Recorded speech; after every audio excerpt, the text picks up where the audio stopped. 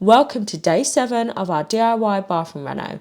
In the previous episode, preparation began for the new subfloor. Now it's time for some extra support for the new floorboards that will be added. In order to give some extra rigidity, noggins were also added in between the joists. Each one was measured individually because the space in between these joists is all over the place. Jordan also added additional legs under the third joist.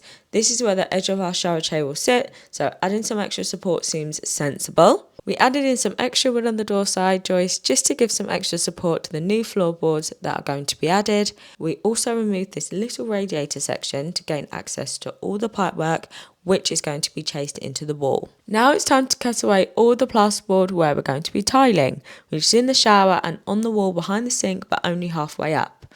All the plasterboard that we removed is going to be replaced with hardy backerboard, which is a cement-based board.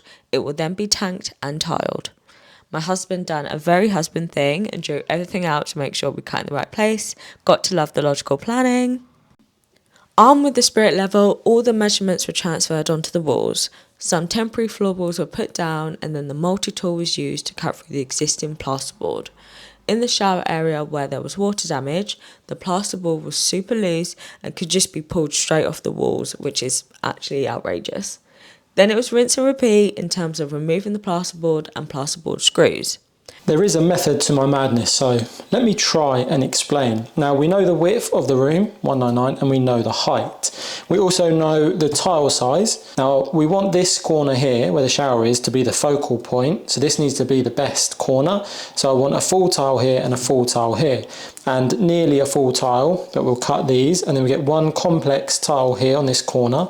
Then this is tiled across, which leaves these cuts here, and that's not a tiny little sliver, so that's nice. So this is my mad theory. So what I need to do is cut away any plasterboard where there is going to be tile. So let's crack on with that. As you can see, it is dirty work, so afterwards, everything was properly cleaned from under the floors. Getting rid of all of that mouldy plasterboard, all the joists were hoovered and cleaned, with Jordan trying to remove as much dust as possible, as it really went everywhere. So that went really well. I've kept this piece because I wanted to show you just how bad it was. That's behind the plasterboard and inside the wall side.